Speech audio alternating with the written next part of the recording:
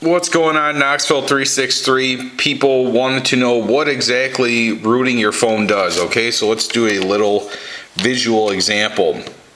All right, this is a barrier. Cool little castle thing I made, huh? And what this barrier is it shows you that you do not have full access and control over your phone until you root it. Okay, the best way I could describe it with similarity would be using an iPhone or iPod Touch to install Cydia when you jailbreak your device.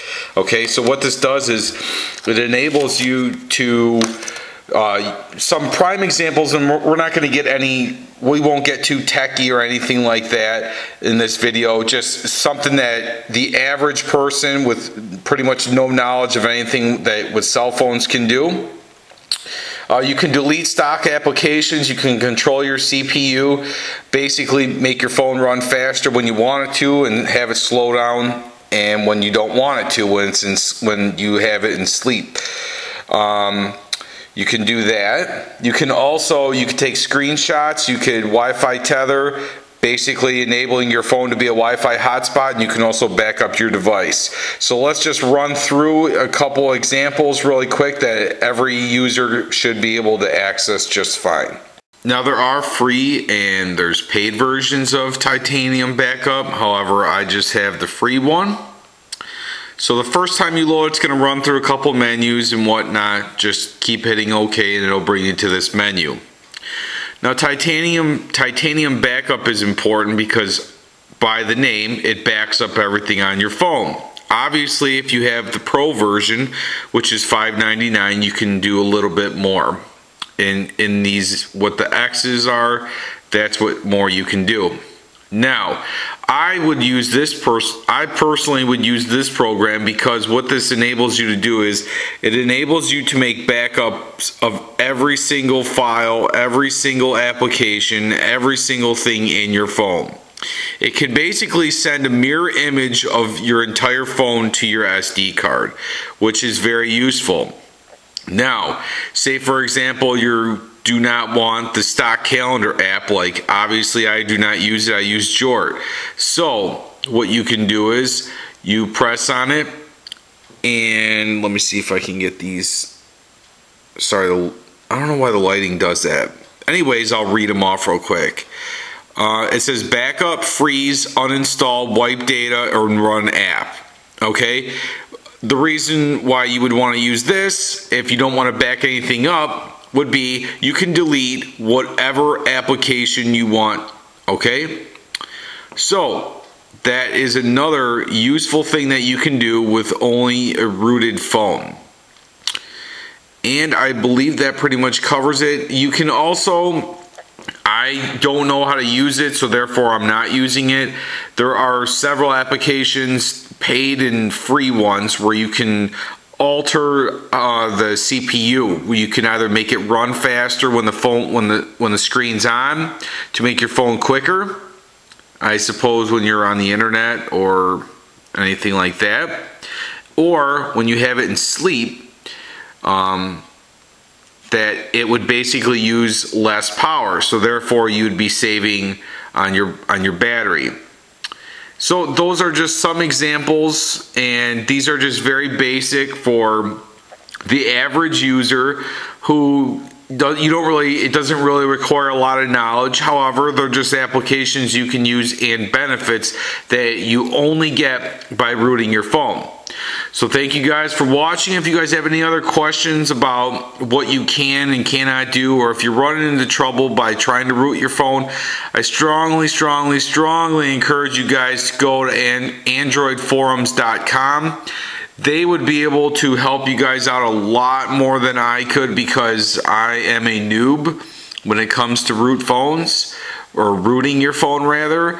This is the very first phone that I've had that I've actually done it to, and I really wish I would have rooted my Prevail, because obviously the biggest thing that you can do with a root phone that would be useful for the Prevail would be based on the fact that you can take your applications even without permission and you could put them on your SD card, therefore saving you internal memory.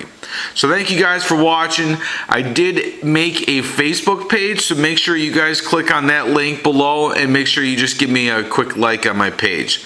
So thanks for watching, thanks for subscribing, stay tuned for more. Alright, Screen Grabber is a very popular application found on the marketplace for free. And it takes a screenshot of your phone no matter what you're doing, whether you're web browsing, whether you're looking at pictures, watching a movie, or if you just want to take pictures of your home screen and post them on forums in case something happens and the people that are trying to help you out are asking what exactly you're seeing on your screen. Well, it's simple. You can just go to your gallery and you can post a picture of what's on your screen. Just a few examples of what you can do with this program. So I have had quite a few issues with this program force closing on me. I don't know if I'm doing something wrong or if it's the program or if it's the phone and it's not compatible with it. Unknown. So I'm going to stop it right here and I'm going to do a couple examples to show you guys if it force closes or not.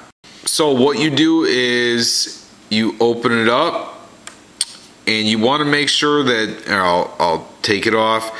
When you first open it up, this very first box where it says enable screen grab service, go ahead and give it a second so it's activated.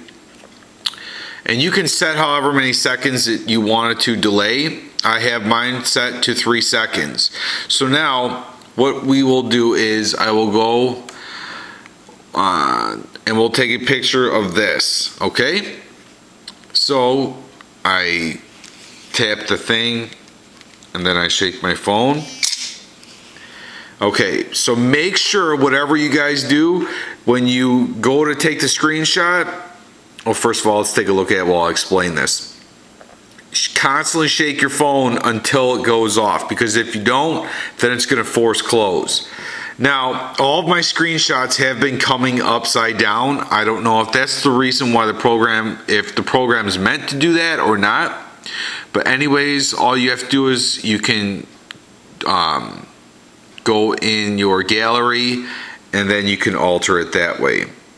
Okay, so that's just a quick example. And here's the other ones that I took. It took me forever to finally get this figured out on how not to get it to force close on me. So now let's move on to the next one. Wireless tethering. So basically what this translates to is you enabling your phone to act as a Wi-Fi hotspot for devices such as your laptop, your iPod Touch, which I have here. So let's go ahead and enable it to show you guys that this works. I will use wireless tether as an example. All you do is you simply open it up and press the Wi-Fi and it'll turn gray. Now as you can see, it's reading zeros. I have Wi-Fi turned off on my iTouch. Let's go ahead and enable it. And now Android Tether. That will be mine. So give it a second to connect. It's connected. Now the cool thing is when you enable your device, you will get a notification if you have it enabled in your settings. The name of my iTouch is Touch II. If you can, no, can't read that. However, maybe you'll be able to. I don't know. There we go. So it says Touch II, and it'll let you know that if somebody else connects to your phone, it'll give you a little heads up. So if you don't want them using it, you can boot them. So let's go ahead and open up our Safari. So show you guys that this works. And I will search, how about shark? So I'll look up shark. Now, obviously, if you see my service in 3G, it's not really good. It'll obviously be better at your guys' houses. And as you can see, here are the numbers. Let me cover that up. The light. So you can make that out better.